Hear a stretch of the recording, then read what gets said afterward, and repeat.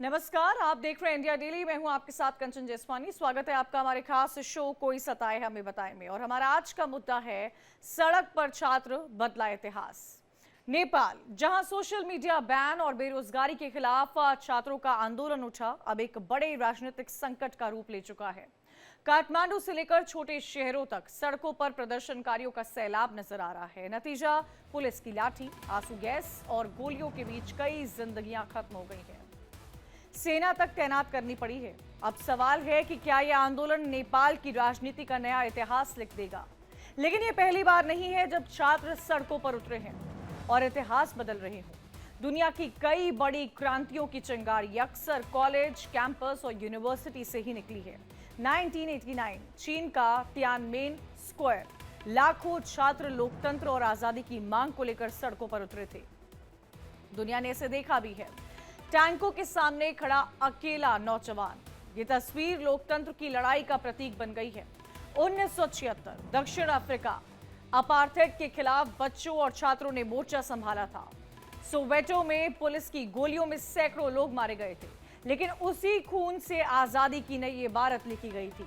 2014 और 2019 हांगकांग की सड़कों पर भी वही कहानी देखने को मिली थी। छात्रों की भीड़, छाते और मास्क के साथ लोकतंत्र और अधिकारियों की लड़ाई में दुनिया का ध्यान खींचा था। 2022 ईरान, 22 साल की महसा अमीनी की मौत के बाद छात्र युवा भड़क उठे थे। वहां नारा गूंजा था, व्यूमेन लाइफ फ्रीडम। हिजाब जला, बाल काटे गए। पूरी दुनिया ने देखा कि किस तरह से ईरान की महिलाओं और युवाओं ने आजादी के लिए अपनी आवाज को उठाया है। और अब बात भारत की करते हैं। 1974 का जेबी आंदोलन, भ्रष्टाचार और बेरोजगारी के खिलाफ छात्रों की आवाज उठी थी। लोकनायक जयप्रकाश नारायण के नेतृत्व में यह आंदोलन इतना बड़ा हुआ कि उसने इंदिरा गांधी की सत्ता को हिला दिया था। ये वही आंदोलन था जिसने भारत में लोकतंत्र की नई रीफ को रखा था और कई नए नेताओं को जन्म दिया था। चाहे नेपाल हो, चीन हो, अफ्रीका हो या भारत हो, इतिहास गवाह है, जब छात्र सड़क पर उतरते हैं तो सत्ता की नींव हिल जाती है, क्योंकि उनकी आवाज सिर्फ विरोध नहीं होती है, वो होती है बदलाव की गूंज, आने वाले कल का ऐलान। जो युवा है वो हमेशा मुद्दों पर अपने विचार रखता है और जहाँ पर उसके विचार नहीं रखे जाए तो आंदोलन में परिवर्तन हो जाता है। सबसे बड़ा विषय ये है कि युवा हमारे देश में सबसे अधिक है और जो अपनी आवाज़ को अपने मंच से रखना चाहता है और मंच केवल उन्हें मिलता है प्रदर्शन। युवा के अंदर एक आज की बात है कि सबसे पहले जो आवाज़ उठाता है वो आज का युवा उठाता है और जब आज का युवा आवाज़ उठाता है तो वो प्रदर्शन के रूप में सामने आता है। हमारा देश का युवा शिक्षित युवा है, जागरूक है और वो कोई गलत चीज़ें बर्दाश्त नहीं करता। और हमारा तो देश ही युवा है, सबसे ज़्यादा युवा अगर देखा जाए तो हमारे देश में नौजवान जनसंख्या हमारे देश की, तो वो जागरूक है। इस वजह से वो हर जगह प्रदर्शन, जब उनकी बात नहीं मानी जाती तो एंड टाइम पे क्या करे युवा, प्रदर्शन नहीं करेगा अपनी बात मनवाने के लिए। देखा जाए तो आज आजकल के युवा हैं वो इतने ज़्यादा इन्फ्लुएंस होते हैं, किसी भी चीज़ से देखें तो इन्फ्लुएंस हो जाते हैं। उनको पता नहीं था क्या सच है क्या झूठ है, मतलब जो लोग ने बता दिया उसी के बहकावे में आके वो काम करते हैं। ठीक है, क्योंकि देखा जाए तो जो आजकल के युवा हैं उनके सबसे ज़्यादा सीखने और किसी चीज़ को जानने की क्षमता सबसे अधिक होती है। और इससे ये भी एक चीज़ दर्शाया जा सकता है कि वो गलत चीज़ में भी बहुत ज़्यादा इन्फ्लुएंस हो सकते हैं। तो उनको सही चीज़ बताने वाला एक सही गाइडेंस की बहुत ज़रूरत है, जिससे वो जाने कि क्या सही है क्या गलत है। किसी भी चीज़, हवा का रुख देख के लोग काम करना और सही गलत का सही जगह से फैसला ना करना, ये एक चीज़ गलत होगी। हम लोग को देखना चाहिए कि जितने भी हैं स्टूडेंट हैं उन लोग को ये सब नहीं करना चाहिए। इसके पीछे सबसे बड़ा मेन रीज़न है, हम लोग का प्रोटेस्ट करने से कोई फ़ायदा है नहीं और बड़े बुजुर्ग ये जानते हैं कि प्रोटेस्ट करने से क्या नुकसान हो सकता है, लोगों के बिजनेस, ये सब हर जगह। अभी जो भी नेपाल में हो रहा है आज के दिन में, इससे ये क्लियर आउट हो रहा है कि आगे नेपाल की आने वाली स्थिति ख़राब होने वाली है। उन लोग का जो भी मेन जो कुछ भी रहेगा, अर्थव्यवस्था पूरी ख़राब हो चुकी रहेगी। इसीलिए इंडिया डेली ये सवाल पूछ रहा है, नेपाल की नई पीढ़ी सड़कों पर क्यों उतरी है। दूसरा हमारा ये सवाल है कि सोशल मीडिया ने आंदोलन को कैसे बल दे दिया है। छात्र ही बड़े आंदोलन का नेतृत्व क्यों करते हैं, ये भी एक बहुत बड़ा सवाल है जो आज हम पूछेंगे। हमारे साथ पूरा पैनल तैयार है। निशांत गुलाटी हैं, general secretary Delhi youth association से जुड़े हुए हैं। डॉक्टर सुगंधा गुप्ता हैं, फाउंडर डायरेक्टर कंसल्टेंट साइकाइट्रिस्ट हैं, दिल्ली माइंड क्लिनिक करोल बाग से। साथ ही साथ मिहिर गौतम है, सीनियर जर्नलिस्ट हैं। Vinod Shukla, advocate supreme court and chairman R K. Shukla group of colleges के हैं। मोहम्मद निजामुद्दीन भी हमारे साथ कुछ देर में जुड़ेंगे, लेकिन मैं रुक करना चाहूँगी मिहिर जी का। स्वागत है आप सभी का। मिहिर गौतम जी, इतिहास गवाह है कि जब जब छात्र सड़कों पर उतरे हैं कुछ ऐसा ही देखने को मिला है। वहाँ की सत्ता को सरेंडर करना पड़ा है। लेकिन जो नेपाल में हुआ है, सबसे पहले तो मैं उसका रिएक्शन आपसे लेना चाहूँगी। नेपाल जल रहा है सर।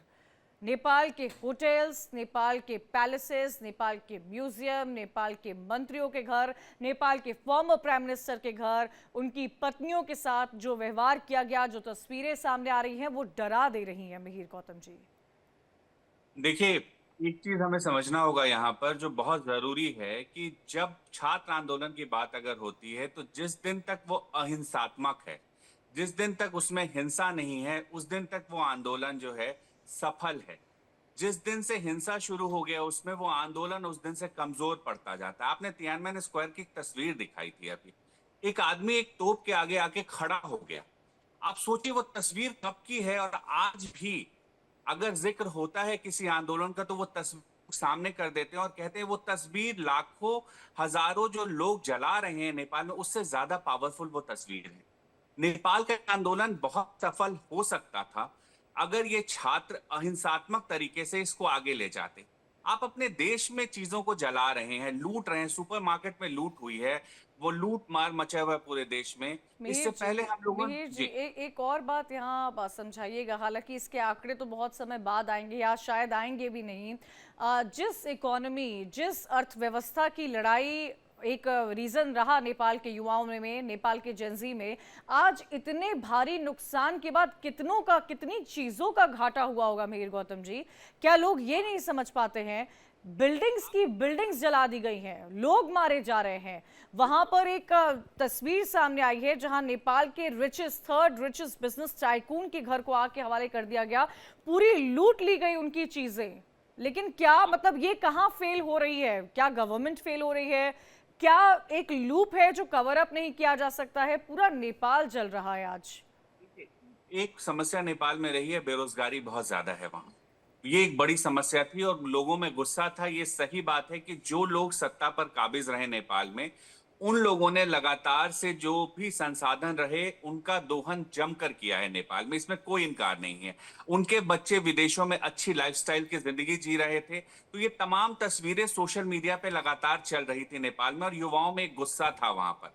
लेकिन सवाल उठता है, इस गुस्से को क्या दिखाने का यही तरीका सही था कि हम सड़कों पर निकल आए, संसद भवन को आग के हवाले कर दें, विदेश मंत्री को सड़क पर जिस तरह नेपाल में मारा जा रहा है, एक पूर्व प्रधानमंत्री की पत्नी को आपने जला दिया घर में। ये अगर आपको लगता है अंत में क्या होगा, आप समझिए। मिहिर जी, निंदनीय, मुझे लगता है हम सबको इसकी निंदा करनी चाहिए। लेकिन मिहिर जी, क्या ऐसा रहा है, जैसे आपने तो बहुत क्लोजली चीजें तमाम विदेशों की भी ऑब्जर्व की होंगी, क्या जब रिच और पुअर यानी कि अमीर और गरीब में फासला इतना बढ़ जाता है तो क्या वो ऐसे ही आंदोलन का रूप लेता है? आंदोलन का रुख दुनिया भर में वही सफल होगा जो रुख गांधीवादी तरीके से जो आंदोलन चलेगा, नेल्सन मंडेला के तरीके से जो आंदोलन चलेगा, वही सक्सेसफुल होगा। आप 10 दिन हिंसा करके 11वें दिन आप थक जाएंगे और उसके बाद होगा कि जो लोग सत्ता पर आज ये ए ग्रुप काबिज है, कल बी ग्रुप काबिज हो जाएगा। युवाओं को कुछ नहीं मिलेगा उसमें। युवाओं को अगर पार्टिसिपेट करना है तो इस हिंसा को छोड़ करके उनको बातचीत करनी चाहिए, उस व्यक्ति को चुनना चाहिए जिसे वो चाहते हैं प्रधानमंत्री बने, और हिंसा को कंप्लीटली खत्म कर देना चाहिए। अभी तक जो हुआ उसको भूल करके अगर नया नेपाल बनाना है इन्हें, तो इन्हें ये आगजनी, लूटपाट, और मैंने तो देखा कि लोग सुरक्षा बलों से हथियार छीन रहे हैं वहां पर, वैसी तस्वीरें हैं। इन चीजों को सोचिए रोकना आप पड़ेगा और बेचिए, ये हम आज इस जिम्मेदारी। बारे में चर्चा कर रहे हैं कि वहां पर सुरक्षा बलों को सिक्योरिटी चाहिए, उनको सुरक्षा चाहिए, ऐसे हालात वहां पर बने हुए। निशान गुलाटी जी भी हमारे साथ जुड़ गए हैं। निशान जी, आप जनरल सेक्रेटरी हैं दिल्ली यूथ एसोसिएशन की, और मुझे लग रहा है कि आज हर तरफ चर्चा सिर्फ युवाओं की हो रही है, वो युवा जो किसी भी देश का भविष्य माने जाते हैं। एक जेन जी वर्सेस मिलेनियम, जेन जी वर्सेस तमाम जनरेशन हमेशा एक डिबेट का सब्जेक्ट रहा है। कई बार हमने इसी पैनल पर बैठे, इसी शो में बैठे कई पैनलिस्ट इस बारे में चर्चा की है, जहां इस बात को भी एक्सेप्ट किया गया है कि शायद हम जेन जी को एक्सेप्ट नहीं कर पा रहे। लेकिन निशान गुलाटी, ये क्या तस्वीर है? क्या आपको लग रहा है कि आने वाले वक्त में अगर आपकी सरकार से सहमति नहीं है तो आप आने वाले चुनाव में या अपनी बात रखकर वो असहमति जता सकते हैं, लेकिन ये कौन सा रूप है आंदोलन का? और ये पहली दफा ऐसा नहीं हुआ है निशान गुलाटी जी। अमूमन कई देशों का हमने बताया जहां पर जब देश के युवा सड़कों पर आ जाते हैं तो वहां पर सरकार कैसे बदल जाती है, क्या सरकार की हालत होती है, उस देश की हालत क्या होती है, ये हम सबने देखा है। मैं रिसेंट बांग्लादेश को देख लूं या उससे पहले श्रीलंका को देख लूं, जहां पर ऐसे ही प्रेसिडेंट हाउस में लूटपाट हुई थी। लोग किस लेवल पर स्टूप कर जाते हैं निशान गुलाटी जी जब इस तरह के आंदोलन होते हैं? जी बिल्कुल, ये जो बहुत चिंताजनक मुद्दा है। सबसे बड़ी बात ये है कि देश जो है हमारे युवाओं से और छात्रों से ही है, क्योंकि बैकबोन जो होती है तो देश की वो इन्हीं से ही निर्भर करती है, क्योंकि आगे की जो युवा पीढ़ी है उन्होंने ही हमारे देश को आगे लेके जाना है। अगर युवा पीढ़ी ही ऐसा बर्ताव और ऐसा हाल करेगी देश का, तो आप ये लगा लीजिए कि देश तो कहाँ रह पाएगा। क्योंकि आप पहले भी हमारे हिंदुस्तान में अगर आप देखे जाएंगे आंदोलन हुए हैं, लेकिन ऐसा आंदोलन हमने पहली बार देख रहे हैं नेपाल में और जगहों पे देख रहे हैं कि जो हमारे युवाओं के लिए बहुत ही खतरनाक है। क्योंकि एक सोशल मीडिया इसमें बहुत बड़ा योगदान है, क्योंकि कोई भी एक्चुअली कुछ भी वारदात होती है तो उसकी हर चीज वायरल हो जाती है और हर जगह आवाज पहुंच जाती है। उसकी वजह से आजकल सबसे बड़ा जो प्रोपोगंडा चलाया जाता है वो यही है कि युवाओं को देश के हित की जगह भड़काने का काम किया जाता है।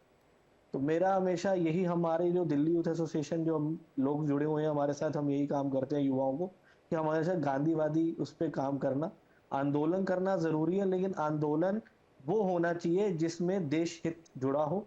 और सबसे बड़ी बात यह है कि हमारे जितने भी युवा हैं, जो छात्र हैं, उनको आवाज उठानी चाहिए, हर किसी के साथ निशान जी, मिलके चलना आवाज चाहिए। उठाने के विरोध में तो मुझे नहीं लगता कोई रहता है, विरोध प्रदर्शन के भी विरोध में कोई नहीं रहता है, आंदोलन के भी विरोध में नहीं रहता है, लेकिन जब वो आंदोलन हिंसक हो जाए, जब वो आंदोलन उग्र हो जाए तो उस पर चर्चा होती है, और मुझे लगता है कि हमें चर्चा करनी भी चाहिए। डॉक्टर सुगंधा गुप्ता जी, आपको क्या लगता है जो आज हम सड़कों पर देख रहे हैं? और मैं इसका जिस तरह से छात्रों की अगर बात की जाए, छात्रों की राजनीति, छात्रों की सोच ने अमूमन हमारे देश को या किसी भी देश को, इतिहास को बदला है। बहुत बड़ा योगदान रहा है किसी भी देश के युवा का वहां के इतिहास में, वहां के आंदोलन में, चाहे हम भारत को देख लें या हम किसी और देश को क्यों ना देख लें। लेकिन आज जो नेपाल में हो रहा है, आपको क्या लगता है डॉक्टर सुगंधा, उसके पीछे की साइकी क्या है?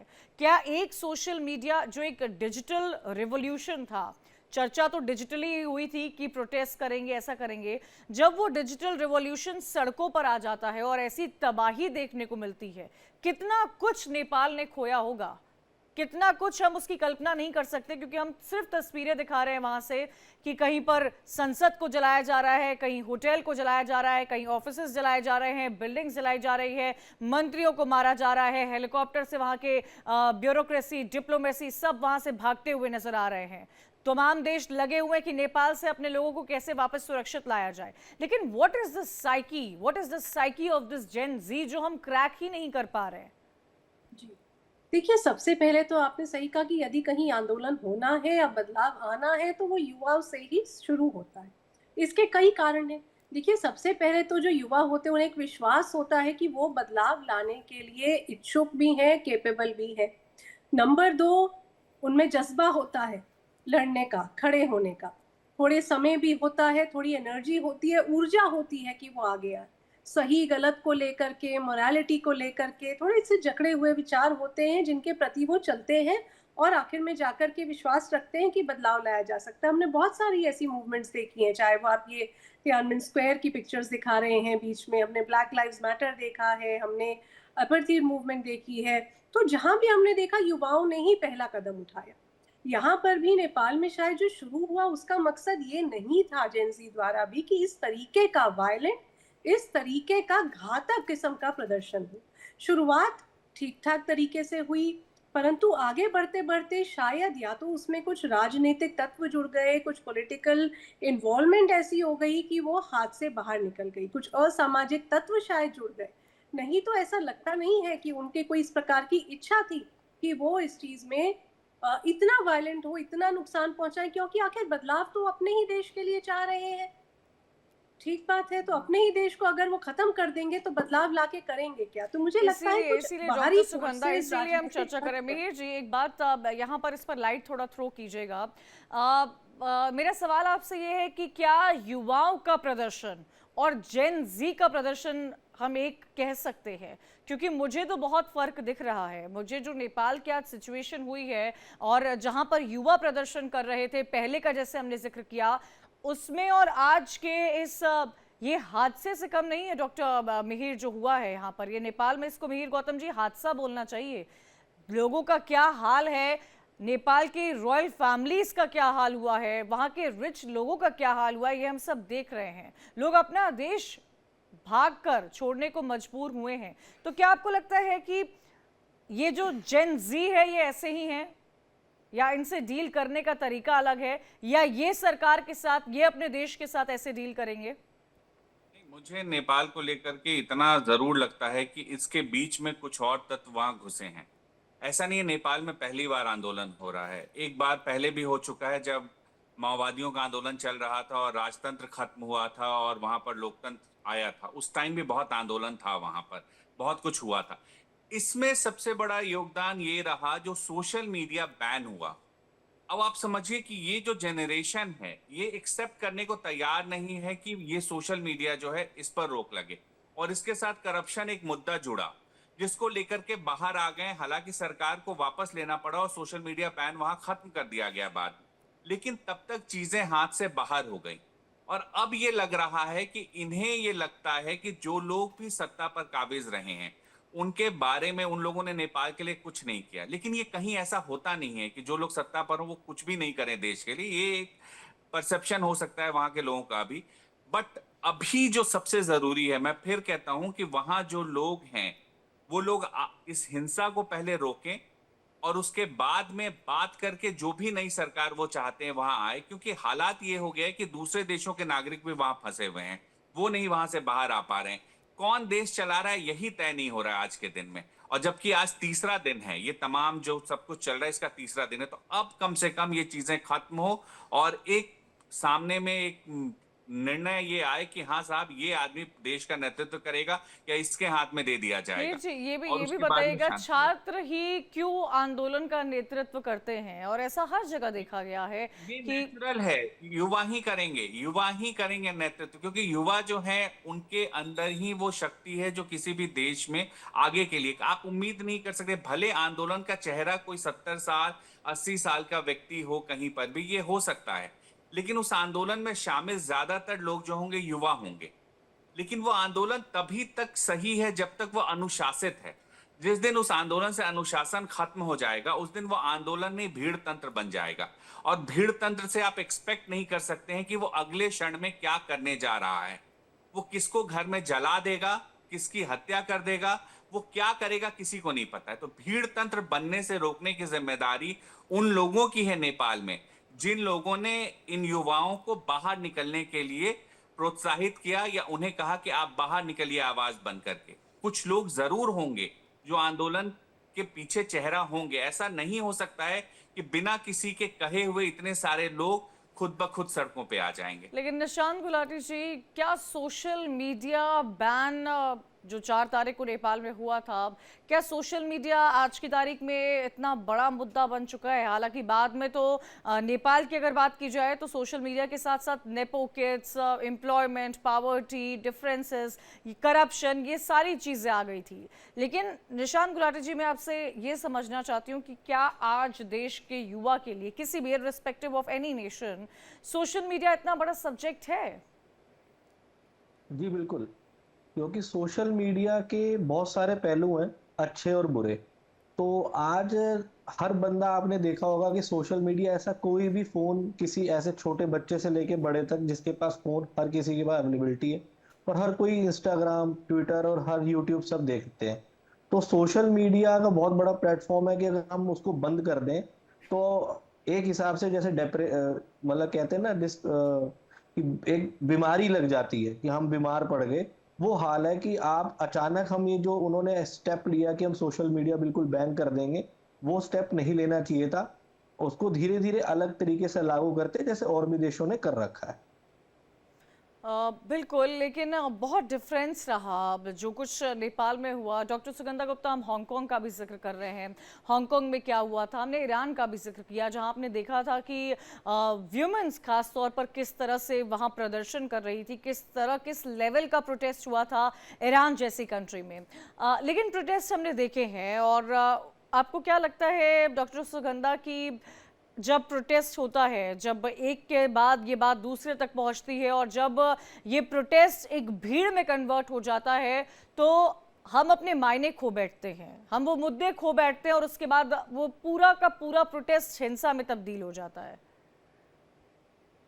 ठीक कह रही हैं, और जैसे कि मिहिर जी ने भी अभी कहा था कि जो भीड़ की मानसिकता होती है उसमें सुनवाई किसी की नहीं होती है, उसमें एक भेड़ चाल होती है जिसमें कि कहाँ से बात शुरू हुई, कहाँ तक ले जानी है, ऐसी कोई सोच, ऐसा कोई मापदंड नहीं बचता। फिर सब एक साथ, नंबर 2, जब बहुत सारे लोग एक साथ जुड़ते हैं तो उतने ही उत्तेजना, उतना ही इमोशनल लेवल हाई होना, उतनी ही ज्यादा उग्रता होना भी लाजमी होता है ना, नंबर जितने ज्यादा होंगे। और यही कारण है शायद कि जो रुख है, जो एक पीसफुल प्रोटेस्ट के साथ शुरू हुआ था कहीं सोशल मीडिया से, उसने बढ़ते बढ़ते इतना विकराल रूप ले लिया है। मैं ये जरूर कहना चाहूंगी कि सोशल मीडिया के बैन होने का कारण केवल ये नहीं है कि आजकल फोन सब इंजॉय करते हैं, मगर यूथ के लिए सोशल मीडिया कनेक्टेड रहने का, खुद को एक्सप्रेस करने का एक बहुत बड़ा जरिया है। जेंसी और मिलेनियल्स में यही फर्क है कि मिलेनियल्स ने अपनी रियल वर्ल्ड लाइफ देखी है और धीरे धीरे टेक्नोलॉजी का आगमन देखा है। जेंसी पैदा होने से लेकर आज की उम्र तक उन्होंने टेक्नोलॉजी के साथ ही जीवन जिया है, वर्चुअल लाइफ जी है, उन्होंने कोविड में जीवन जिया है। तो उनके जो कनेक्शंस है हम लोगों की तरह आपसी पड़ोसी से, रिश्तेदारी से बहुत आगे तक है। वो यूरोप में, अरब में, ईरान में बैठी हुई एक लड़की के साथ, लड़के के साथ अपने मन की भावना समझते हैं, कंपेयर करते हैं, पढ़ते हैं, सीखते हैं, जानते हैं। तो उनके लिए सोशल मीडिया एक बहुत बड़ा जरिया है जुड़े रहने का, जानकारी हासिल करने का, अपनी बात कहने का। जी हाँ, जहाँ आज इतनी पॉपुलेशन बढ़ चुकी है, सोशल मीडिया हैंडल्स एक ऐसा जरिया बन चुका है जहाँ पर अपने लाइक्स, डिसलाइक्स, एक्सपेक्टेशंस, डिजायर्स, चाहे वो खुद से हैं, फैमिली से, पॉलिटिकल, इकोनॉमिक, फाइनेंशियल से बहुत ज़्यादा फर्क पड़ गया है। जेंसी में ये भी कहा जा सकता है कि मिलेनियल्स में जहाँ एक नीड और वांट में फ़र्क होता था कि जिस चीज़ की ज़रूरत है उसी के लिए काम करेंगे, थोड़ा एडजस्ट करना है, थोड़ा एकोमोडेट करना है, टॉलरेशन वाली जो चीज़ है वो जेंजी के साथ थोड़ी कम है। शायद ये भी एक वजह है कि ये विकराल रूप लेता जा रहा है जो ये पीसफुल प्रोटेस्ट शुरू हुआ था नेपाल में। बिल्कुल। मिहिर जी, मैं आपसे ये समझना चाहूँगी कि आपको क्या लगता है जेन ज़ी, जैसे कि जिस बात का जिक्र डॉक्टर सुगंधा भी कर रही हैं कि टॉलरेंस थोड़ा कम रहता है, और जेन ज़ी ने तो मुझे लगता है जब कोविड का समय रहा होगा तो कुछ कॉलेज में होंगे या कुछ लोग अपनी स्कूलिंग ख़त्म कर रहे होंगे, यही वो उनका टाइम पीरियड रहा होगा जहां उन्होंने काफ़ी कुछ देखा होगा, उनके क्लासेस सभी के ऑनलाइन हो गए थे। टेक्नोलॉजी क्या इतना इंटीग्रल पार्ट बन गया है हमारी लाइफ का मिहिर जी कि हम टेक्नोलॉजी के बिना, मैं सोशल मीडिया के अगेंस्ट नहीं हूँ, लेकिन नेपाल जैसी कंट्री जिसकी आबादी नियरली 3 करोड़ के आसपास है, हमारे अगर इंडिया से कंपैरिजन की जाए तो मुझे लगता है पंजाब के आसपास ही होगी वो उनकी पॉपुलेशन। इतनी छोटी सी आबादी क्या इतना बड़ा विद्रोह कर सकती है कि वहाँ की गवर्नमेंट पूरी की पूरी बदल जाए? जो ये विद्रोह है ना, ये ज्यादातर संभव वहीं होता है जहां आबादी कम होती है, वहां पर इस तरह की चीजें होने की संभावना ज्यादा होती है। लेकिन यहाँ मैं एक चीज जोड़ना चाहूंगा कि अगर जेनजी ने ये किया है तो इसको रोकने की जिम्मेदारी भी बालेन शाह जैसे लोगों की आती है यहाँ पर, जिनसे उम्मीद इसलिए बढ़ जाता है अभी क्योंकि जिस वक्त देखिए वहां के पॉलिटिकल जो मेन स्ट्रीम है वो इसे भांपने में असफल रहे। जब काठमांडू में मेयर का चुनाव हुआ और एक निर्दलीय व्यक्ति वो चुनाव जीत जाता है और तमाम बड़ी पार्टियां हार जाती है वहां पर, तो एक इशारा था कि उन्हें, और उसके बाद जब वो फैसले लेने लगे, उन्होंने कहा नहीं साहब कचरा हटाना पड़ेगा आपको, आप नहीं हटाएंगे तो हम आपके वहां पर घर के बाहर लाके रख देंगे, जो बड़े आपको पैसा देना पड़ेगा इसके लिए, सड़कें चौड़ी करनी पड़ेगी आपको, लोगों की सुविधाएं बढ़ानी पड़ेगी। ये चीजें जो हैं बहुत नेपाल में युवाओं को जोड़ रही थी। अब मुझे लगता है कि अगर इसे खत्म होना है, इस आंदोलन में को शांतिपूर्ण तरीके पर आना है, तो बालेन जैसे जो लोग हैं इन्हें सामने आना पड़ेगा, इन्हें बात करनी पड़ेगी, क्योंकि इनकी बातें सुनेंगे ये लोग ये जो जी प्रोटेस्ट क्या करेंगे, सुनेंगे। बांग्लादेश, ठीक है सरकार आ गई, स्थिरता रह गई, लेकिन बांग्लादेश में भी ऐसे ही हालात थे। आइडियोलॉजी का वहाँ डिफरेंस था, वहाँ फाइट आइडियोलॉजी के तौर पर थी। कुछ जो ताकतें हैं पीछे से वो बहुत काम कर रही थी। मुझे अभी तक नेपाल में ऐसा नहीं लगता कि कोई ताकत, किसी बाहर से कोई ताकत इसके अंदर हो। मुझे लगता है युवा हैं, काफी गुस्सा है इनके अंदर में, अगर इनको सही मार्गदर्शन, क्योंकि कई नेताओं के नाम पर काफी सहमत भी दिखते हैं और इनके अंदर से उनके फेवर में भी है, मेन पॉलिटिकल पार्टीज के खिलाफ हैं। तो जो वो तमाम नेता हैं, अगर वो तमाम एक मंच पर आकर के कहें इनसे कि आप लोग रोकिए यहाँ पर हिंसा, और सामने आकर के अपील करनी चाहिए हिंसा रोकिए पहले, फिर बाकी चीजें होंगी। सब कुछ संभव है अगर देश बचेगा तब।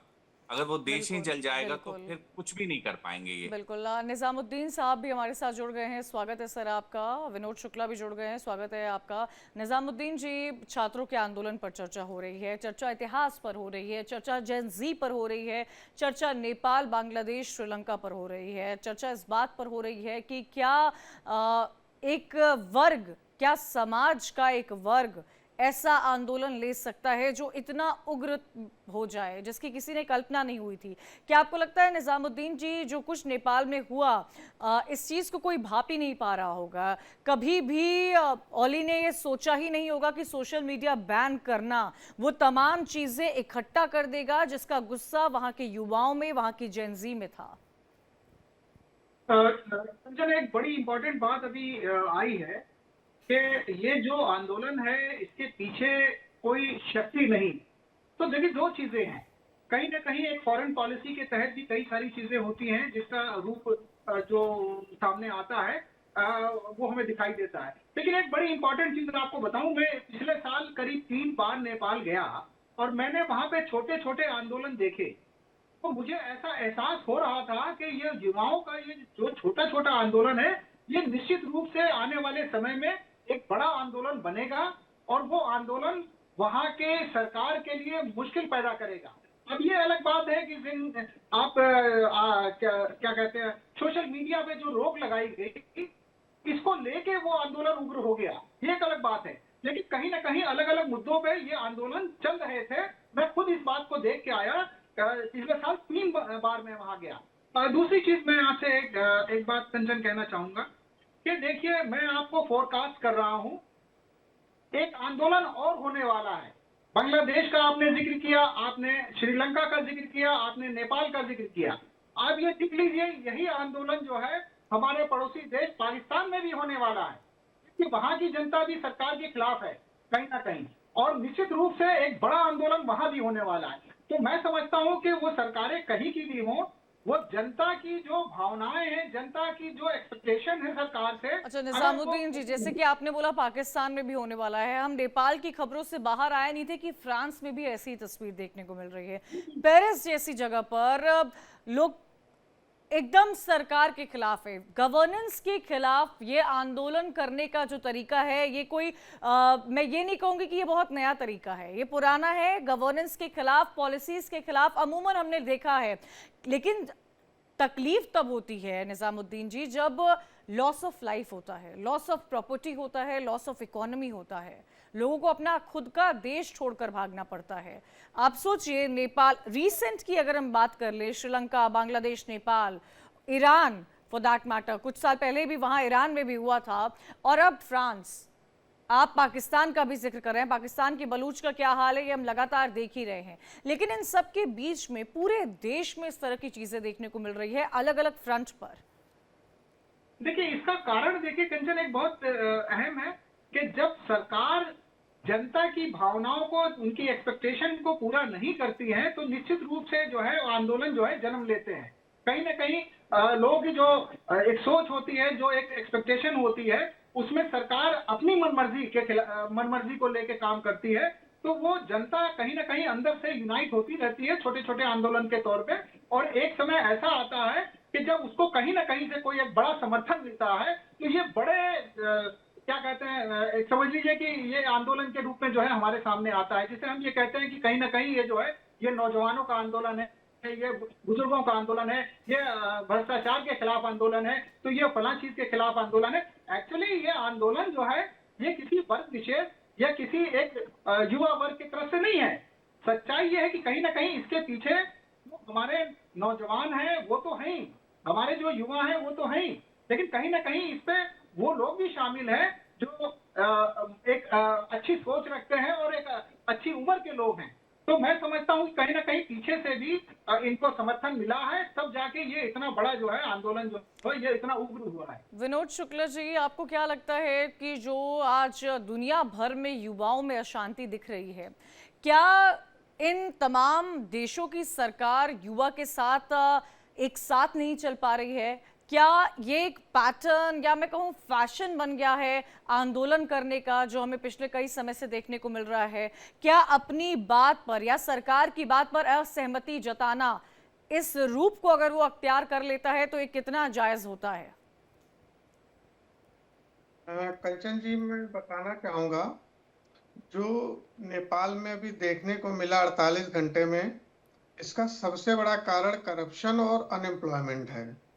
जो यूथ है, जो युवा है, वो बेरोजगारी से परेशान है, उसको जॉब्स नहीं मिल रही हैं, उसको काम नहीं मिल रहा है, और वो ये देख रहा है कि नेता हर थोड़े थोड़े समय में गवर्नमेंट नेपाल की बदल रही थी और सब करप्शन कर रहे हैं। तो आपने देखा होगा जो विजुअल्स आए हैं वो उसमें नेताओं के घर से नोटों की गड्डियां निकाल के उड़ा रहे हैं।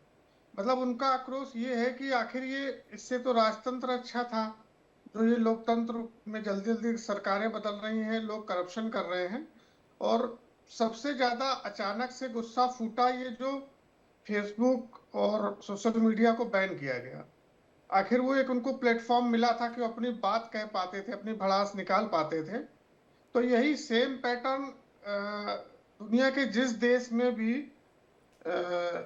ये इस तरह के आंदोलन होंगे, लेकिन इस तरह के आंदोलन दुनिया के छोटे देशों में ही इफेक्टिव होंगे, किसी बड़े देश में नहीं हो पाएंगे, क्योंकि बड़े देश के पास एक सेना होती है, एक सेटअप होता है। नेपाल में जैसा देखने को मिला कि काठमांडू में ना सेना ना पुलिस इन लोगों को रोक नहीं पाई, और जिस तरह का बर्बर व्यवहार हुआ है, पूर्व प्रधानमंत्री की पत्नी को जिंदा जला दिया गया, और शेर बहादुर देवबा जी पूर्व प्रधानमंत्री थे, किस तरह विजुअल्स आए हैं, उनको सेना बचा रही है, लोग मार रहे हैं। ये भी स्थितियां अच्छी नहीं है, इनके कारण दूसरे हैं, लेकिन ये बड़ी भयावह स्थिति है जिस तरह पिछले 48 घंटे में नेपाल में बिल्कुल है। और अब तक वहां पर हालात स्थिर नहीं है। जो हाल ही की तस्वीर में देख रही थी उसमें सेना जो है जेन जी से बात कर रही थी और उनसे अपील कर रही थी कि आप बात कीजिए हमसे, चीज़ों का समाधान देखिए। मिहिर गौतम जी, क्या आपको लगता है, जैसे जब हम बात नेपाल की कर रहे हैं, जिस भी देश में जहां गवर्नमेंट अपना टेन्योर ना पूरा की हो, जहां स्थिरता नहीं हो, पॉलिटिकल स्टेबिलिटी जिस देश में नहीं होती, आप सोचिए जब से 2008 से अगर नेपाल डेमोक्रेटिक कंट्री बना है, उससे पहले वहां पर राजतंत्र था। 2008 से लेकर 2025 17-18 साल हो गए हैं, इसमें 13 सरकारें अगर बदल चुकी हैं, 3 ही पॉलिटिकल पार्टीज के इर्द गिर्द सियासत होती है, किसी ने भी अपना अगर टेन्योर नहीं पूरा किया है तो उस देश का भविष्य ऐसा ही होता है जैसा आज हम नेपाल में देख रहे हैं।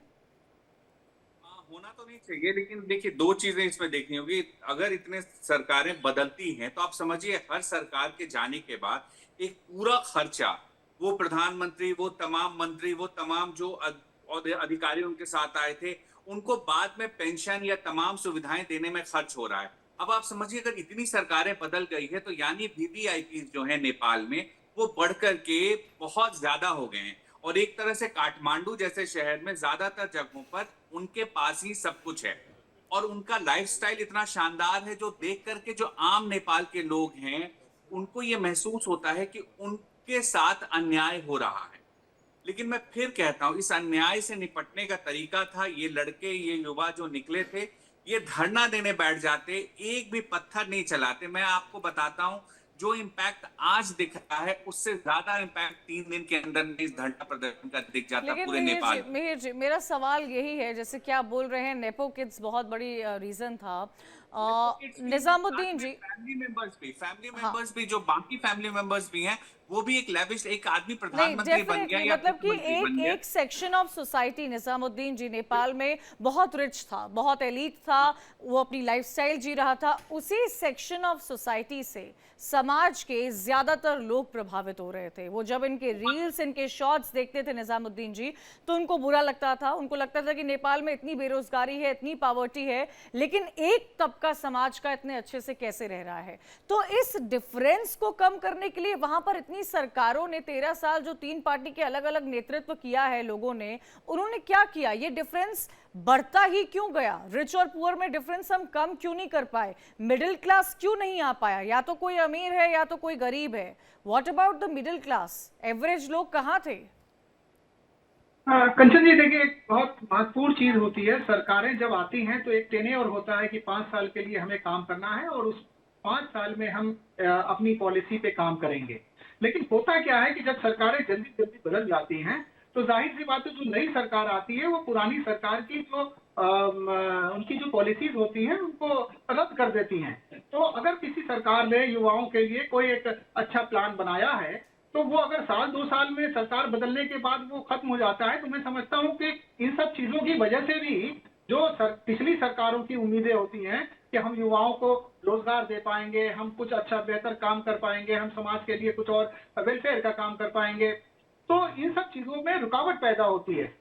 ऐसी स्थिति हमारे देश में भी बनती है। जब सरकारें बदलती हैं तो पिछली सरकारों की तमाम सी पॉलिसी, तमाम से प्रोग्राम, उसको बंद किया जाता है, नए प्रोग्राम लाए जाते हैं, उसके नाम भी बदले जा सकते हैं। तो इन सब चीजों की वजह से होता क्या है कि जो युवाओं को जो उनका हक और अधिकार मिलना चाहिए था वो नहीं मिल पाता, और नई सरकार अपनी नई पॉलिसी के तहत फिर जो है, जो उनका नया टेन्योर शुरू होता है, उस पर वो काम करने लगते हैं। तो मैं समझता हूँ कि ये भी एक बहुत बड़ी वजह है कि बार बार सरकारें बदलना। अब आप अंदाजा लगाइए, मैं समझता हूँ कि जो सार्क कंट्रीज है उसमें नेपाल ही एक ऐसा देश है जहाँ पे इतने कम समय में इतनी ज्यादा सरकारें बदली हैं। और आज जो युवाओं की आपने बात कही कि एक एलीट क्लास है, मैं एक बात और आपका ध्यान चाहता हूँ इस पर, कि ये जो आंदोलन है इसमें ऐसा नहीं है कि एलीट क्लास के बच्चे नहीं हैं। आप देखिए, इसमें एलीट क्लास के उनके बच्चे भी हैं शामिल।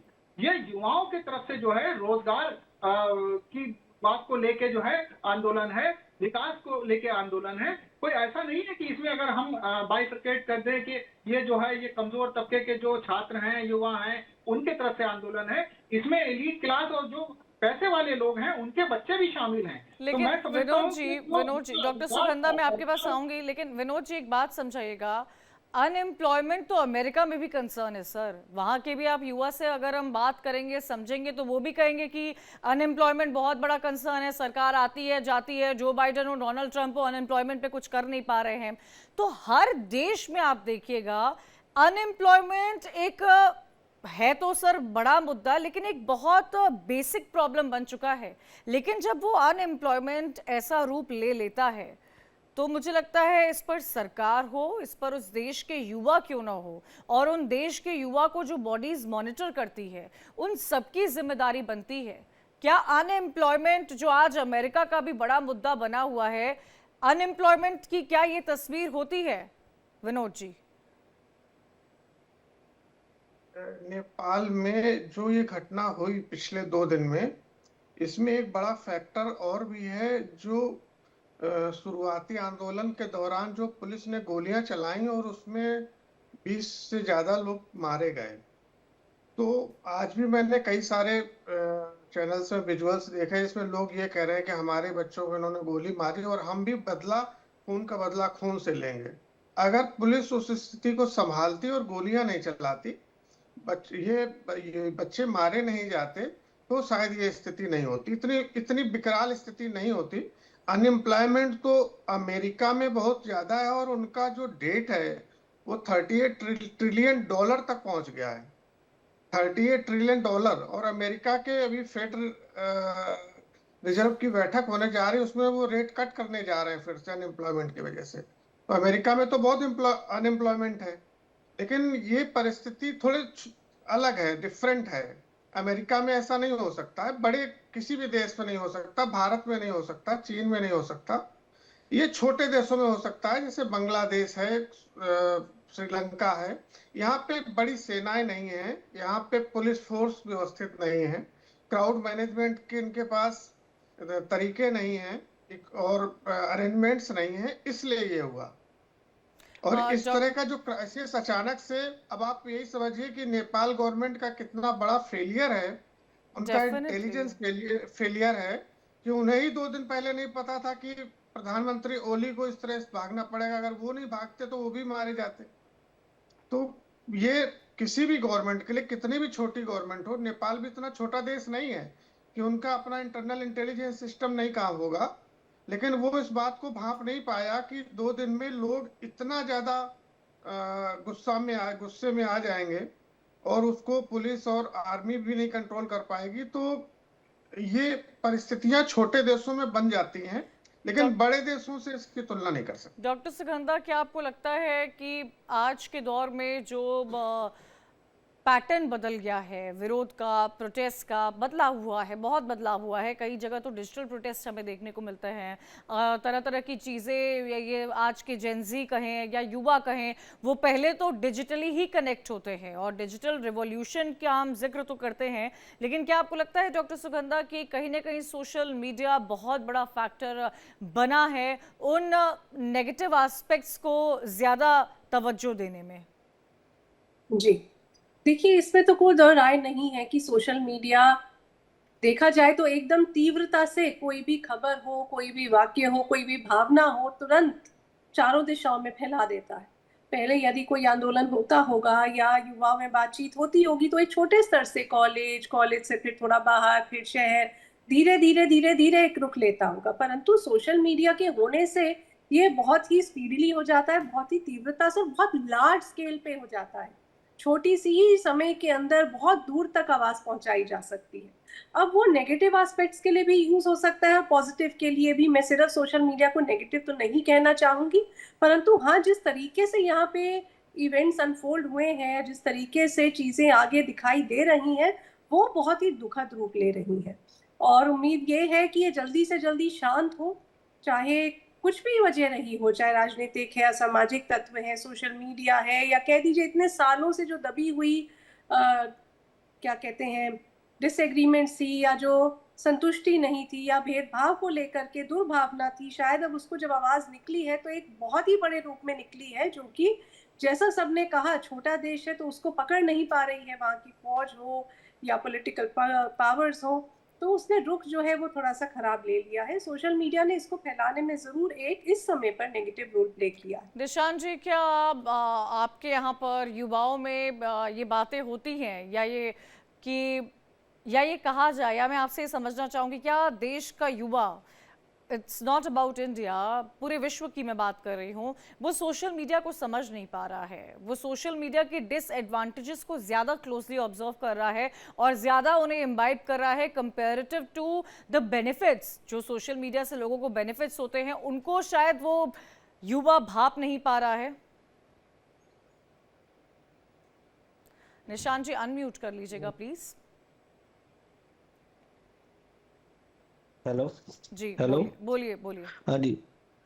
100 में से आप 20% देख सकते हैं जो आबादी है युवाओं की, जो बिल्कुल अच्छे से सोशल मीडिया को यूज करना जानती हैं। बाकी जो खबरें आती हैं उनको यही नहीं पता चलता कि वो फेक हैं या वो सही है। इसी वजह से आजकल सबसे पहले जो खबरें आती हैं, जैसे बहुत से ट्विटर्स पे, इंस्टाग्राम्स पे जो पोस्ट आते हैं, वो पहले ही पोस्ट होते हैं, लेकिन उनको देख के वो उग्र हो जाते हैं और बहुत से चीज़ों में वो ऐसा काम कर बैठते हैं जो कभी करना नहीं चाहिए।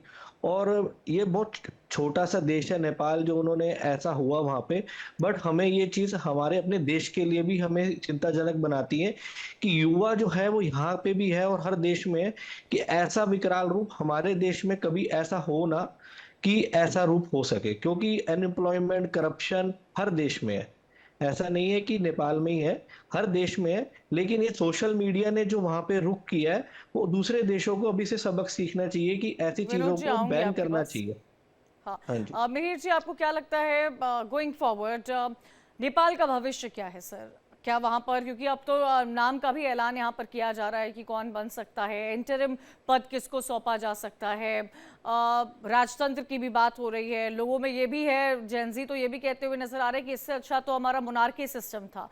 आपको क्या लगता है कि आने वाले समय में नेपाल में किन बदलाव की जरूरत है? वो क्या ऐसी चीजें हैं जो आने वाली सरकार को वहां देखनी चाहिए? क्या आने वाले समय में कोई सरकार हमें वहां देखने को मिलेगी या सेना ही उन चीजों को देखेगी? मुझे लगता है सेना, ये तो नेपाल का इंटरनल इशू है, लेकिन मैं इस पे इतना कहूंगा कि सेना देखे या फिर वहां पर सरकार हो या फिर वहां पे मोनार्की हो, जो भी हो वहां पर सिस्टम, उस सिस्टम में एक चीज को ध्यान देना पड़ेगा वहां पर कि जो भ्रष्टाचार है वो कम किया जाए और वो रास्ते निकाले जाएं जिससे युवाओं के लिए रोजगार के अवसर पैदा हों। जब तक रोजगार नहीं होगा तब तक समस्याएं रहेंगी, है ना। वो जो गरीब और अमीर के बीच का जो दायरा बहुत ज्यादा नेपाल में बढ़ा है, वो दायरा कम होना चाहिए और कोशिश होनी चाहिए कि युवाओं की भागीदारी सरकार में बढ़े।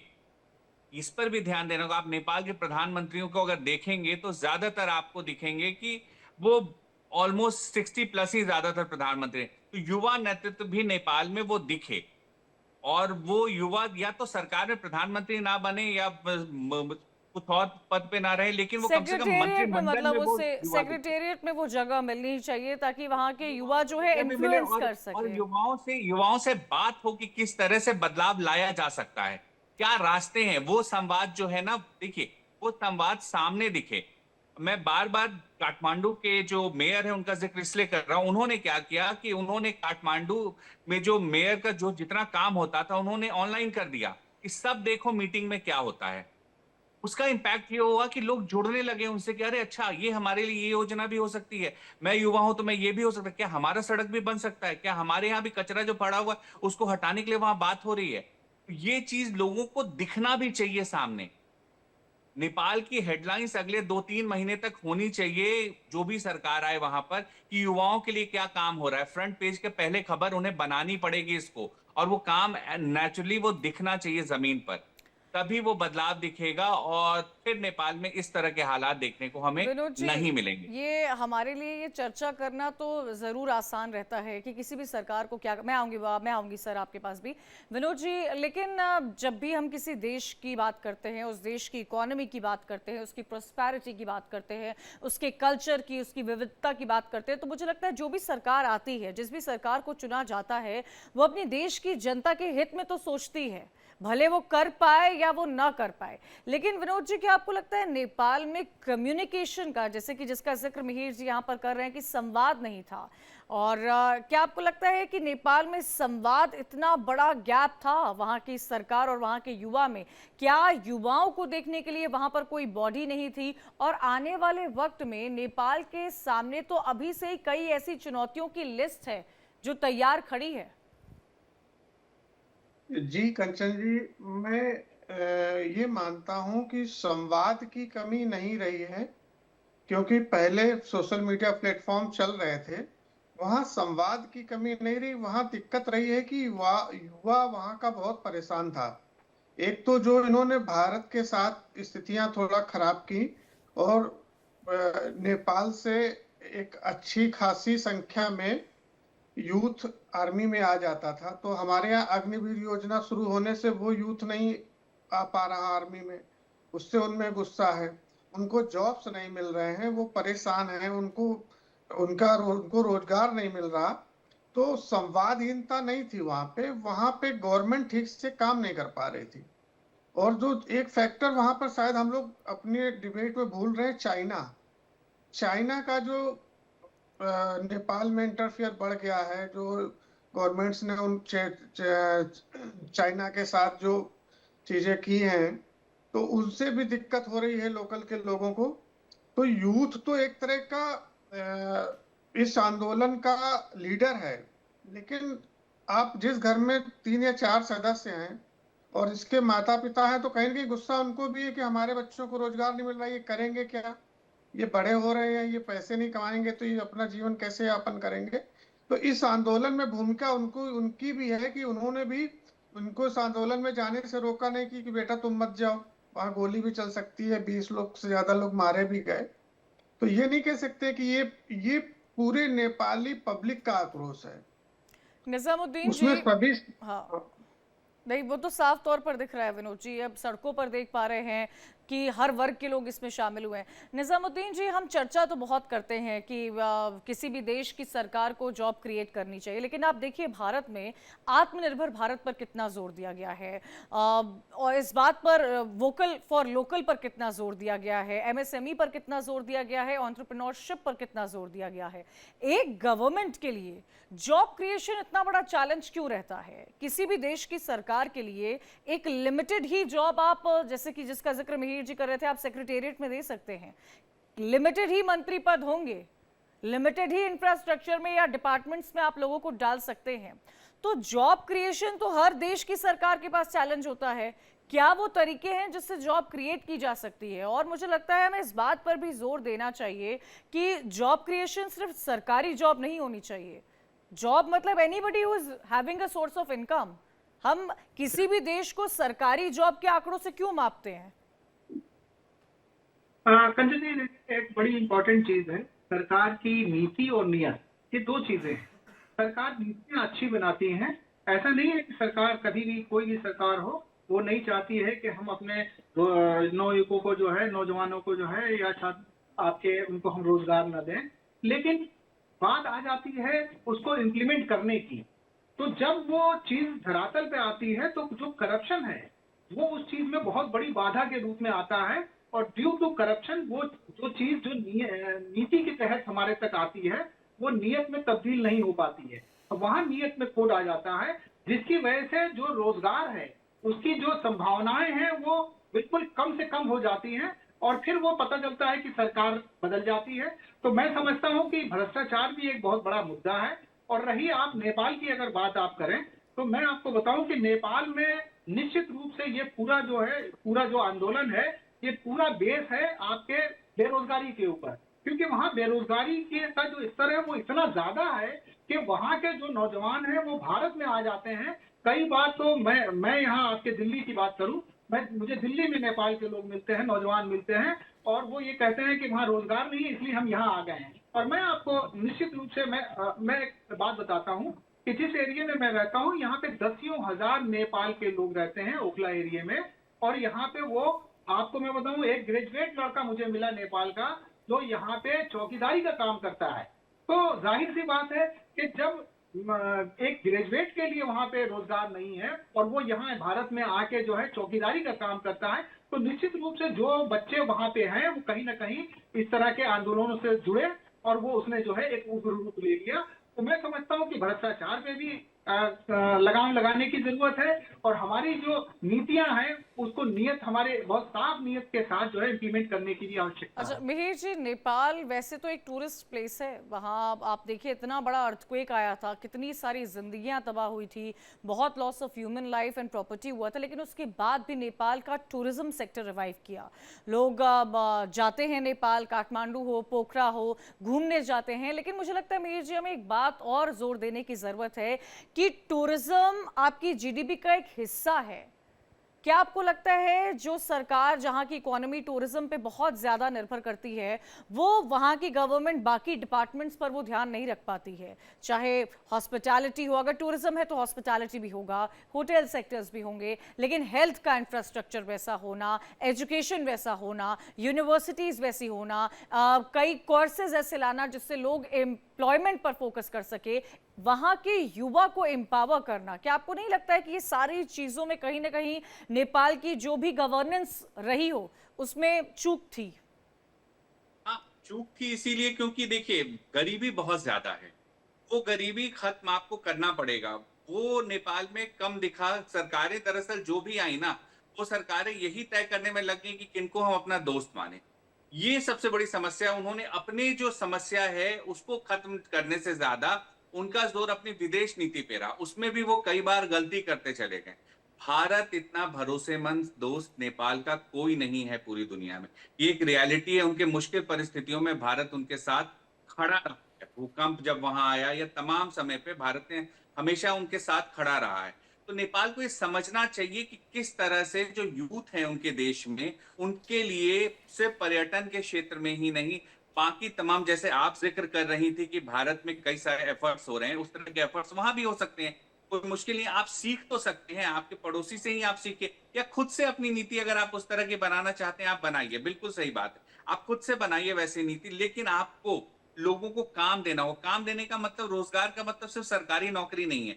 रोजगार जो आपने बोला वही है रोजगार एक्चुअल में, कि हर कोई घर चलाने लायक उसके पास आमदनी हो सके, वो घर चला सके, उसकी जीवन जो जीवन जी रहा है उसमें बदलाव हो सके। ये नहीं हो सकता है कि एक देश के अंदर में चंद लोग जो हैं रोल्स रॉयस में चल रहे हैं और बाकी लोगों के पास बस में चलने के लिए पैसे नहीं हो। अगर ऐसा हालत है वहां, तो इसको बदलना चाहिए, क्योंकि यूथ कह रहे हैं कि कई लोग हैं उनके पास बहुत सुविधाएं हैं और बहुत सारे लोगों वही के पास वही कोई वही सुविधा नहीं है। डिफरेंस विनोद उससे जी, बदलना मैं क्लोजिंग स्टेटमेंट आपसे लेना चाहूंगी। आपको क्या लगता है कि चूक कहाँ रही? जो नेपाल में जो कुछ हुआ, क्या अनएम्प्लॉयमेंट, करप्शन, ब्यूरोक्रेसी, डिप्लोमेसी, वहाँ की गवर्नमेंट, गवर्नेंस, देश हित, जनहित, जनता, कहाँ रही चूक? कंचन जी, मैं कहना चाहूंगा कि सबसे बड़ी चूक वहां पे करप्शन रहा, कि एक और जो गवर्नमेंट जल्दी जल्दी बदलती रही, पॉलिटिकल स्टेबिलिटी नहीं रही, और करप्शन। अगर एक गवर्नमेंट 5 साल चलती वहां पे और ठीक से काम करती तो यूथ सेटिस्फाइड रहता, उसे लगता गवर्नमेंट कुछ कर रही है। वहां पे इंडस्ट्रीज नहीं है, वहां पे बड़े बड़े बिजनेसेस नहीं हैं, केवल टूरिज्म है वहां पे। तो एक टूरिज्म के सहारे सभी को रोजगार देना मुश्किल है। अब आप समझिए कि हमारे यहाँ अभी निजामुद्दीन जी ने बताया था कि आप अगर हमारे यहाँ जो जितने भी चौकीदार होते हैं, गार्ड्स होते हैं, सिक्योरिटी गार्ड्स, आप देखिएगा 20 से 30% वो नेपाल के ही होते हैं, और वो इतने ईमानदारी और मेहनत से काम करते हैं वहां से आके। तो इधर जो चाइना के साथ मिलके इनके नेताओं ने भारत से, जो भारत एक बड़े भाई की यानी भूमिका कि नेपाल निभाता में था, लोग शहर नहीं देश छोड़ रहे थे काम को ढूंढने के लिए, करप्शन बहुत ज्यादा था, और ये तमाम सरकारी लेवल पर वो चूक थी जो देखने को मिली है। आप सभी का बहुत बहुत शुक्रिया हमारे साथ जुड़ने के लिए, चर्चा करने के लिए।